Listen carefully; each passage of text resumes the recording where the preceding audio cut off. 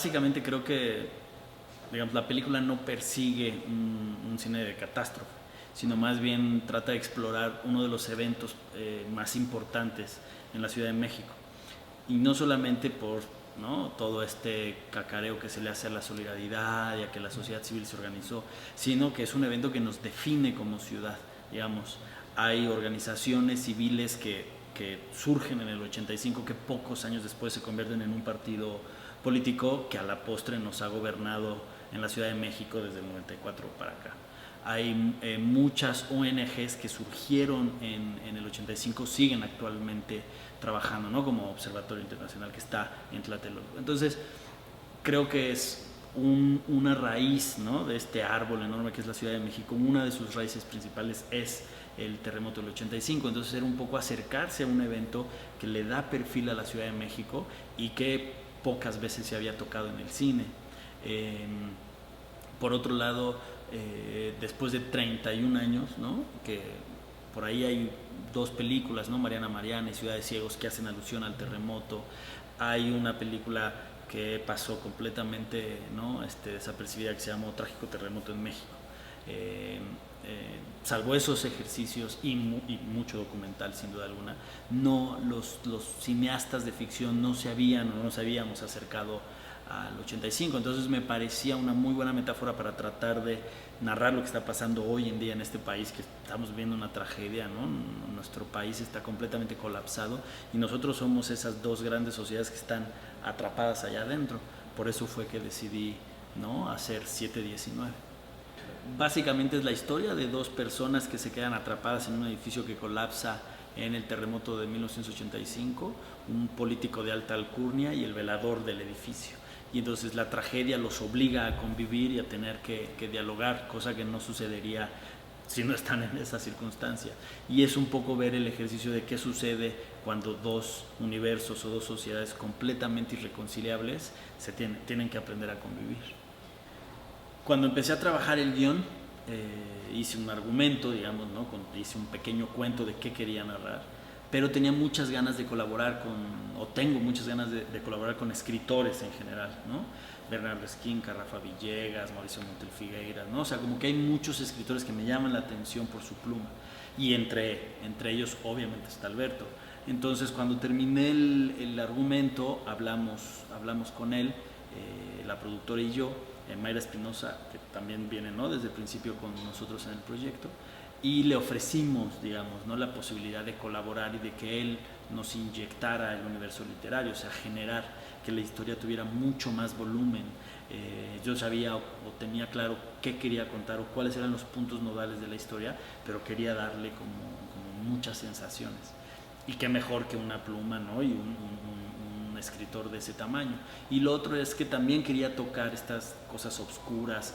Ellos están atrapados, es una película increíblemente claustrofóbica, y mi postura o mi propuesta era: no quiero que el espectador sea testigo de un evento, sino que quiero que sea partícipe de un evento, o sea, quiero enterrar al público.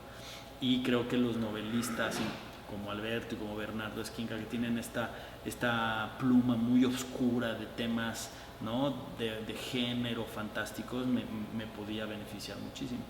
Y empezamos a trabajar, ¿no? Él aceptó de inmediato, le gustó muchísimo la idea de hacer conmigo el guión, y entonces él me mandaba un primer tratamiento, yo lo leía, hacía, ¿no?, también notas, comentarios, y también trabajaba ciertas secuencias y se los regresaba.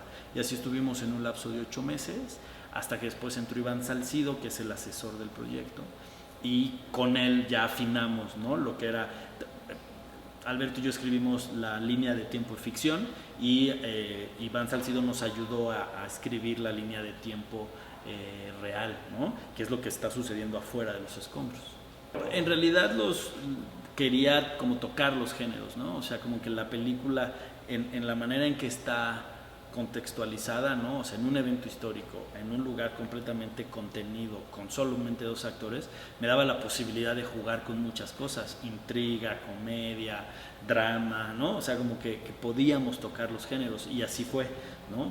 Íbamos como calculando las secuencias, son secuencias unitarias, divididas por negros que están haciendo como el juego de una elipsis de tiempo, haciendo avanzar el tiempo cinematográfico dentro de la película, y cada secuencia es una unidad completamente digamos como unificada hacia adentro de ella, ¿no? Entonces de pronto esa secuencia podía tener mucha comedia y no necesariamente impactar toda la película, sino nada más esa secuencia, y así fue la decisión que nos fuimos a tocar los géneros. El gran riesgo de la película justo era ese, ¿no? Que necesitábamos unos actores de mucha, no solamente la trayectoria, porque no necesariamente los actores con mucha trayectoria son tan buenos, ¿no? Me refiero a que necesitábamos muy buenos actores que pudieran sostener el peso de la película en sus hombros, porque los estamos viendo todo el tiempo y no se están moviendo, entonces no tienen el recurso del cuerpo, ¿no? Tienen solamente el recurso de la mirada y el tren de pensamiento, digamos, ¿no? Que era una de las cosas que a mí más me interesaba de la película, estos largos silencios donde no está pasando nada, pero los tipos están pues en la frontera entre la vida y la muerte, o sea, están parados en el abismo, ¿no? Al borde del abismo. Entonces necesitaba 2 actores de ese calibre. Al primero que buscamos fue a Demián, uno de nuestros coproductores, Daniel Birman, le hizo llegar el guión. Yo la verdad en algún momento pensé que no le iba a interesar, acababa de trabajar con Tarantino, estaba en negociaciones para trabajar la siguiente de Ridley Scott, entonces simplemente dije, bueno, mandémoselo, pero no creo que conteste, y para nuestra sorpresa contestó de una manera muy positiva. Le gustó mucho el guión, quería hacer una película con este reto, ¿no? Este reto actoral, muy, muy arriesgada, y una cosa como muy pequeña, íntima, poca gente trabajando, como que de pronto creo que él necesitaba, después de estas enormes producciones, algo más así, ¿no? Más artesanal, con otro tipo de sabor, y aceptó. Y entonces ya cuando empezamos a hablar y a hacer trabajo de análisis del texto, él recomendó a Héctor. Entonces le hicimos llegar a Héctor el guión, a Héctor también le encantó. De hecho, para mi sorpresa, cuando nos sentamos la primera vez a platicar del guión, él llegó con notas, propuestas, sugerencias, ¿no? Como mucho trabajo previo que él hizo a una sola lectura. Entonces, bueno, pues no hay más que dejarse ir cuando te encuentras 2 personas así.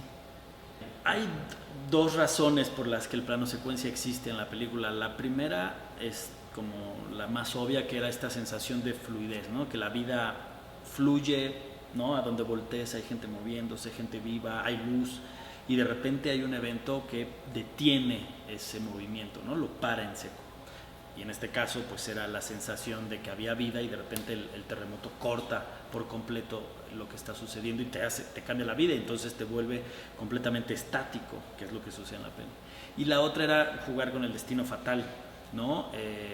Todos los personajes que están allá adentro tenían que estar allá adentro, ¿no? Digamos, en México tenemos esta frase que dice, si no te toca, aunque te pongas, y si te toca, aunque te quites, ¿no? Entonces esa era la sensación, que la cámara siempre está a punto de salir del edificio y algo sucede que se regresa, entra con el cartero, entra con el político, entra con las 2 mujeres, ¿no? Siempre tiene la oportunidad o la posibilidad de salir, pero esta curiosidad que tenemos de ver lo que está sucediendo nos mantiene adentro. Y plantear las relaciones, digamos, ¿no? Cómo se lleva Juan, los 2 destinos fatales, que es Juan está a punto de salir del edificio y el licenciado lo detiene y lo regresa, y el relevo del velador nunca llega, y él está ahí esperando, y de pronto pues sucede, ¿no? Lo que tiene que suceder. En los pros, creo que te da un nicho, ¿no? Te da una generación, ¿no? Empiezas a pertenecer, tienes un sentido de pertenencia distinto, ¿no? Te sientes como cobijado por un público en particular y por una generación de cineastas en particular, porque pues al final estás trabajando en ese nicho. Y el contra es que es difícil como moverse de ahí de pronto y tratar de explorar otros géneros que no necesariamente están tan alejados de lo que haces, porque al final pues no haces películas de terror como trabajo, haces películas de terror porque te gusta el terror, y un poco tanto Chalán como 719 tienen mucho de suspenso, tienen un poco de thriller, tienen un poco, no, o sea, y hay escenas terroríficas en 719, o sea, que la idea era que le pusieran la piel chinita a la gente. Entonces creo que lo difícil es conseguir proyectos de otra envergadura que estén en otro género, porque te ubican o te sienten demasiado en un género. Pero en realidad un poco nuestra labor como cineastas, creo, ¿no? Cada quien tiene su opinión, pues, ¿no? Supongo que hay directores que se sienten muy cómodos en un solo género. A mí me pasa lo contrario, o sea, de pronto quiero tocar otros géneros. Y géneros de todo aspecto, pues, o sea, me refiero a acción, ciencia ficción, comedia negra, el mismo melodrama, ¿no? Hacer un buen melodrama, pues también es un reto, ¿no? Porque al final, pues, a eso nos dedicamos. Yo creo que el cine mexicano está en extraordinaria salud en producción y temas, y está al borde de la muerte en la exhibición. Seguimos sin producir taquilla, seguimos sin reconciliarnos con el público.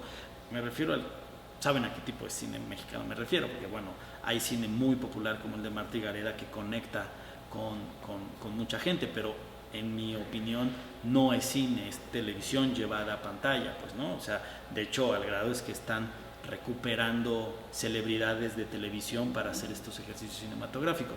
Yo me refiero al otro cine, pues al cine que trasciende y que va y conquista festivales, premios, becas, ¿no?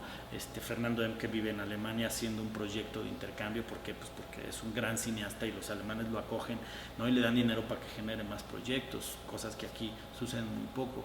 Entonces no importa la cantidad de películas que hagamos, no importa el nivel de calidad de películas que hagamos si no estamos conectando con nuestro público, si no hay una reconciliación. Y creo que el grave problema es el medio, no el final, digamos, ¿no? El público ahí está, nada más es como hablarle de frente y mostrarle los nuevos trabajos, sino que el medio, ¿no?, te tapa la sala, no te presta exhibición, es muy complicado, te recorta horarios.